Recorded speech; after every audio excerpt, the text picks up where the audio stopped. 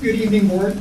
I'd like to make a suggestion. If we keep having the turnout like this, we might have to meet in schools every time there's a board meeting. And hopefully that'll be a need in the future. But I want to address something that, not so much the points I have given you tonight, although I will touch upon them, but it has to do with what I perceive as dysfunction within the district.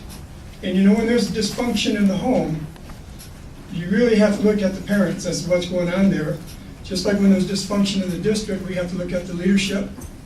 And it is your responsibility to take ownership for where things are at. Now, I want to reference John's amended minutes of the November 29th board meeting, where it talks about an interpretation of what led to the election results. The election for board members could be perceived as people supporting the agenda and the choice programming, or it could be perceived as people outside the district putting in a lot of money into sway votes. If you look at the counterpart to that, when you had the mill levy and bond election, which was lost tremendously, that's a reflection on confidence in the Board of Education. What I would ask, that we have asked repeatedly, is that the board take responsibility for how they communicate with the community. When you talk about disinformation in the past year and 4 months, I've witnessed that disinformation coming from both sides. So you really do need to take personal responsibility for what you are and are not doing as well.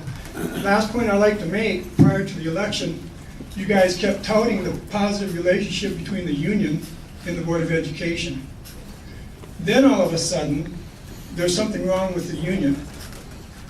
And if you're trying to score points with people in the community, I have no control over that. But I will tell you, you're hurting the teachers big time. And when you hurt the teachers, how can we have the school performing at such a tremendous level if it wasn't for the quality of teachers? It's not the quality of the administration or the Board of Education. It's teachers' commitment to kids. And we just ask you to take responsibility for the dysfunction that exists in the district, and let's make a change. Like John said, it's a new day. That's right. So what's behind us is behind us. Now step up to your responsibility. It's a big one, but you guys can handle it. Have a good night. Okay, thank you. There is no dysfunction in the school district. Oh. School district is operating perfectly fine. And another word on your continual lectures on public engagement. I've been on this board for 6 years. When I first got on this board, we used to have 2 or 3 people at these meetings. Now we have hundreds of people. We have never had this kind of public engagement in the history of the school district, and I'm proud of it. We have the level of civic engagement that you should have in a school district, not 3 people sitting in the room as we had in past years. So, do you have something to say? Gary, I know you and Kevin were discussing, Kevin had asked to get together with your membership, and you were going to get back to him. Did you guys, I'm just want to follow up, did you guys ever, Kevin, did you ever get together with his membership? But you're not with his membership? Doug, talk to me. He has no membership. He has no membership. Boy, John, I imagine the people that spoke here before representing a group, did you ask them that? Why don't you focus on the real issue that's concerning the board? I'd just like to say something. I think Gary speaks at virtually all of our meetings, and there are times I think his comments are helpful to us in thinking about some things. And Gary, honestly, there are many times I don't understand your comments, and I'm perplexed by them. But I will say this: I do find your comments tonight particularly selective. Particularly as you position yourself as sort of above the fray, and folks on both sides Thank you. Are guilty of disinformation. You talk about the reliance and success of elections on contributions from outside interests.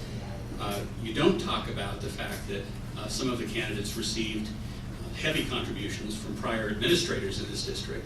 That sort of non-random fact is missing in your history. So, I think we want to continue dialogue with you, listen to what you have to say, but I think you don't help yourself when you pick and choose facts. That's my reaction to you tonight. One last comment, Mr. President. Yes, I have actually asked them. Corinne Piper's got a group. Corinne, your membership's out there, isn't it? Gary, will you make your membership public? Doug, you need to move beyond certain things, buddy. Well, answer the question. Deal with the issue that's brought before you instead of trying to deal with the distraction. We don't need somebody running around with a gorilla uniform to get. No, but you have a lanyard, for goodness sakes. You have a lanyard suggesting did what we you were have supposed to do, man. organization. We've never seen anybody. We're just asking, do you have any members at all? Gary, Anybody? My point is a larger one, and Okay. it is, you come before this board purporting to represent a group of individuals who seek to make change in the way we educate our kids, yet you hide who those individuals are. In a manner, by the way, that would make any super PAC blush for the lack of transparency. Now, what I'm asking you, you say you have members, I take you at your word.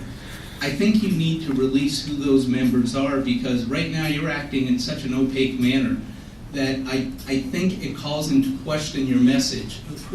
If I were to write a check to your organization, is it tax deductible? We wouldn't accept it. If anybody were to write a check to your organization, is it tax We wouldn't deductible? accept it. What does this have to do with business at hand? Well, the This is the business at personal hand- dialogue that well, you the guys should business- settle outside of The this. the- the We want to move on with the business- business. the business at hand is that we have an organization seeking to influence how we educate our kids. Every other organization that's been up here tonight, including the union, by the way, has a membership that is definable and we know about.